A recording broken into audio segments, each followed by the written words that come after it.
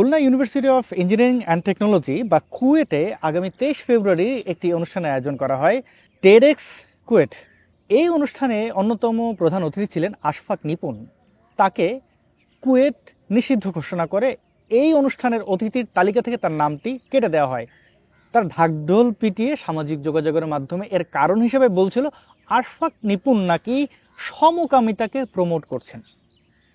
এবং বাংলাদেশের সচেতন মানুষরা, যারা মানুষের অধিকারে বিশ্বাস করেন, তারা করেছেন কি, কুয়েটের এই হোমোফোবিক আচরণটি টেডের নজরে এনেছেন এবং টেড কুয়েটের লাইসেন্স বাতিল করে দিয়েছে তাদের এই ধরনের সেমিনার আয়োজনের ক্ষেত্রে।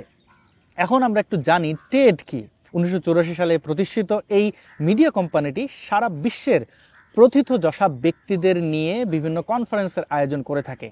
তাদের কনফারেন্সে পৃথিবীর বিশ্ববরেণ্য যে ব্যক্তিরা তারা বক্তব্য রেখেছেন, যেমন Larry page, Steve jobs, Stephen Hawking, এমনকি আমাদের ভারতীয় শাহরুখ খান অভিনেতা, তিনিও তাদের কনফারেন্সে উপস্থিত হয়ে বক্তব্য রেখেছেন।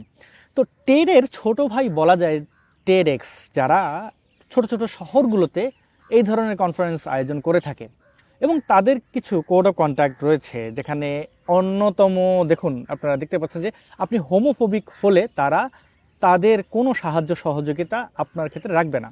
বাংলাদেশের প্রযুক্তি বিশ্ববিদ্যালয়গুলোর মধ্যে অন্যতম পরিচিত হচ্ছে এই কুয়েট। তাদের মধ্যে অর্থাৎ এই কুয়েটের কিছু ধর্মান্ধ শিক্ষার্থী, যাদেরকে আমরা ছাগু সম্প্রদায় বলি, আমরা জানি যারা ধর্মান্ধ মুসলমান রয়েছে তারা প্রচণ্ড পরিমাণে সমকামিতার ব্যাপারে বিদ্বেষ দেখায়, হোমোফোবিক। তো তারা অনেকে এটা মনে মনে করে, কিন্তু একটি শিক্ষা প্রতিষ্ঠান এইরকম একটি আচরণ করে বিশ্বের দরবারে দেখিয়ে দিল যে আমাদের দেশটা কত বড় ধর্মান্ধদের অভয়ারণ্য। এটা শুধু কুয়েটের জন্য লজ্জা নয়। আপনারা অনেকেই ভাবতে পারেন যে কুয়েট, হ্যাঁ, টেডএক্সের লাইসেন্স বাতিল করেছে, কি হয়েছে, তাতে কি হবে? হ্যাঁ, এই চিন্তাটা এই ধর্মান্ধ মুসলমানরাও করেছে। তারা প্রথমে বুঝতে পারেনি ঝাড়ের বাঁশ যে তাদের দিকে চলে আসবে। তারা আশফাক নিপুণকে নিষিদ্ধ করার মাধ্যমে এক ধরনের সংখ্যাগরিষ্ঠদের যে বদমাশি সেটা প্রকাশ করার চেষ্টা করেছে। কিন্তু পরবর্তীতে যখন টেড জানিয়ে দিল যে তোমরা পুংমাংসাং, তখন তারা নিজেদের ইজ্জত বাঁচাতে গিয়ে কান্নাকাটি শুরু করলো। মানে আঙুর ফল টক, একটা প্রবাদ আছে না, ওইরকম আর কি। যেহেতু টেড তাদের লাইসেন্স বাতিল করে দিয়েছে, তাই বললো না না আমরা টেডকে বাতিল করেছি। মানে মনে করেন আপনি ভারতে বেড়াতে গেলেন, ভারতে বেড়াতে গিয়ে আপনি বয়কট ভারত, বয়কট ভারত চিৎকার শুরু করলেন। তারপরে কিছুক্ষণ পর আপনার মনে হলো যে আমি তো ভারতে বসে আছি, বা আমি তো ভারতের উপরে নির্ভরশীল, আমি ভারতে চিকিৎসা করাচ্ছি, ভারতে খাচ্ছি, বা অনেক কিছু, হ্যাঁ, ভারতের পুরোপুরি নির্ভরশীল। তখন কি করলেন আপনি?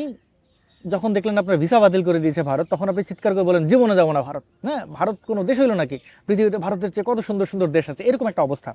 তো এইটা ধর্মান্ধদের চিরাচরিত আচরণ, আমরা জানি তারা এটা করবে। কিন্তু আসলে কি হবে এই লাইসেন্স বাতিলের ফলে? যেটা হবে, বাংলাদেশের যে শিক্ষা প্রতিষ্ঠানগুলো রয়েছে সেই শিক্ষা প্রতিষ্ঠানগুলোর ব্যাপারে আন্তর্জাতিক মহল একটা বাজে ধারণা নিল এবং এই কুয়েট সহ অন্যান্য প্রযুক্তি বিশ্ববিদ্যালয় থেকে যে শিক্ষার্থীরা রয়েছে, যারা আসলে হোমোফোবিক নয়, তারা বিশ্বের বিভিন্ন জায়গায় যে কনফারেন্সে উপস্থিত হওয়া বা তাদের ক্যারিয়ার গঠনের জন্য যে সম্ভাবনাগুলো ছিল, সেখানে একটা বড় বাধা হয়ে দাঁড়ালো। এই কুয়েটেরই ক্যারিয়ার ক্লাব নামের এই যে পেজটি দেখতে পাচ্ছেন, তাদের মধ্যে থাকা বেশ কিছু ছাগু সম্প্রদায় আসলে এই আপত্তিটা তুলেছিল। আশফাক নিপুণ রেইনবো নামের একটি নাটক তৈরি করেছেন, তাই তিনি সমকামিতা প্রমোট করেন, এরকম একটা ধারণা তারা পোষণ করে। প্রিয় বন্ধুগণ, এরা মানে প্রযুক্তি বিশ্ববিদ্যালয়ে পড়লেও তাদের চিন্তাভাবনা কতটা যে নিম্ন স্তরের, মানে মাদ্রাসা, কওমি মাদ্রাসার শিক্ষার্থীদের মতো, তার প্রমাণ দেখুন। সমকামিতার কোনো পণ্য নয়, সমকামিতা কোনো ধর্মও নয় যেটা আপনি প্রমোট করবেন, প্রচার করবেন। এটা প্রচার করলে এমন না যে সমকামিতা প্রচার করলে একজন হেটারোসেক্সুয়াল সে রাতারাতি সমকামী হয়ে গেল। এটা প্রাণের জুস না যে আপনি খান, নাচলেন, কুদলেন, দেখাইলেন, মানুষ খেয়ে ফেললো।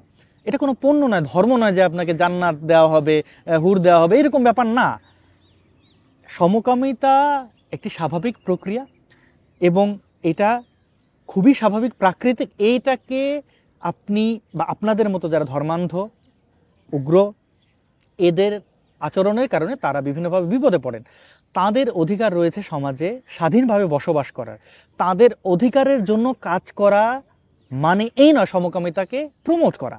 এবং সমকামী হয়ে যাবে আশফাক নিপুণ এবং এলিটা করিম, তারা দম্পতি, এটা বা যদি না হতো, মানে এলিটা করিম যদি পরিচিত মুখ না হতেন, তাহলে তো আশফাক নিপুণকেও তারা সমকামী বানিয়ে দিত। তো এই ধর্মান্ধ জঙ্গিরা অতীতে কি করেছে, ব্রাক বিশ্ববিদ্যালয়ের সেই আসিফ মাহতাব উৎসকে চিনতে পারেন তো? এই আসিফ মাহতাব উৎসর মতো ছ্যাঁচড়া কিন্তু আশফাক নিপুণ নন, তিনি এই বিষয়ে কোনো কথা বলেননি। কিন্তু বাংলাদেশের সচেতন মানুষরা টেটকে জানিয়ে দেওয়ায় লাইসেন্স বাতিল হয়েছে কুয়েটের। এইবার দেখেন, আপনি কিন্তু প্রাতিষ্ঠানিকভাবে প্রমাণ করে দিলেন যে আপনি একটা কুৎসিত চিন্তা ভাবনা লালন করা প্রতিষ্ঠান। ঠিক আছে, এটা কিন্তু স্পষ্ট, এতে আপনার আসলে স্যাংশন আসবে না, কিছু আসবে না, কিন্তু আপনি বিশ্বের দরবারে চিৎকার করে করে বুঝিয়ে দিলেন যে আপনি একটা স্টুপিড। এই আসিফ মাহতাব উৎস, সে যখন পশ্চিমা দেশে পড়াশোনা করেছে, সেখানে দেখেছেন উঁচু বক্ষ বিশিষ্ট নারীদের সাথে ঘষাঘষি করেছে, ডলাডলি করেছে, মদের ছবি, অনেক কিছু দেখেছেন, চুম্মাচাটি, অনেক কিছুই। সেখানে বসে সে যদি এতই হোমোফোবিক, সেখানে বসে ব্রিটেনে বসে সে বলতো হোমোফোবিক, কান ধরে পাঠিয়ে দিত বাংলাদেশে। কারণ সভ্য দেশগুলো এই ধরনের উগ্রতা, ধর্মীয় সন্ত্রাস প্রশ্রয় দেয় না। সে করেছে কি, বাংলাদেশে এসে চিৎকার চেঁচামেচি শুরু করেছে, ছাগুদের নেতা হয়েছে, সাময়িক কয়েকদিন ধর্ম ব্যবসা হয়তো করবে, দুদিন পরে তাকে আর কেউ চিনবে না। এটা বাস্তবতা। কারণ আপনি সমাজ বহির্ভূত হয়ে, সমাজের সভ্যতার বিরুদ্ধে দাঁড়িয়ে আপনি মধ্যযুগীয় পন্থা এখন আপনি প্রমোট করতে চান বা প্রতিষ্ঠা করতে চান, এটা একান্তই নির্বোধের ভাবনা। আমরা জানি আপনি অন্ধ হলে প্রলয় বন্ধ হবে না। কুয়েট যেটা করেছে, আমরা টেটকেই বাতিল করে দিয়েছি, টেট চাই না, সমকামিতা প্রমোট করতে দেবো না। আরে নির্বোধের দল, যারা হোমোফোবিক নয় ওই প্রতিষ্ঠানে, তাদেরও ক্যারিয়ারটা নষ্ট করলো। এই যে শিক্ষার্থীরা কুয়েট থেকে যখন বিভিন্ন বিশ্ববিদ্যালয়ে পড়াশোনা করতে যাবে, তাদের ক্যারিয়ার ডেভেলপ করতে যাবে, তখন কিন্তু তাদের ওই প্রতিষ্ঠানের নামের সাথে একটা সিল মারা হয়ে গেল যে কুয়েট হচ্ছে হোমোফোবিক।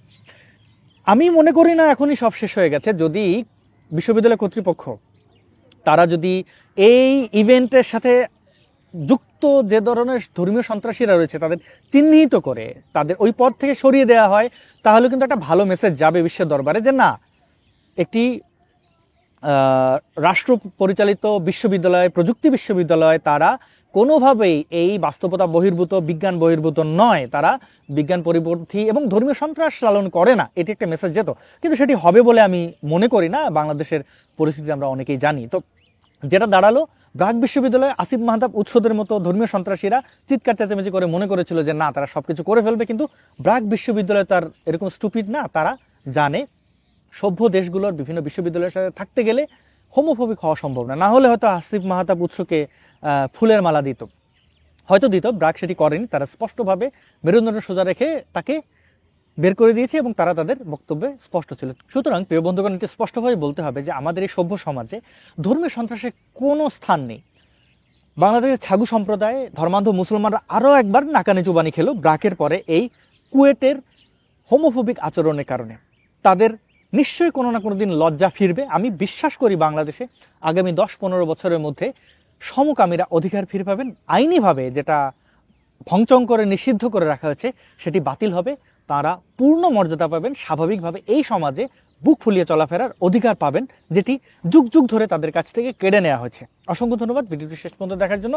ভিডিওটি ভালো লেগে থাকলে অবশ্যই শেয়ার করবেন। আবার দেখা হবে আপনাদের সাথে নতুন কোনো প্রসঙ্গে, নতুন কোনো দিনে। আজকের মতো এখানেই বিদায়।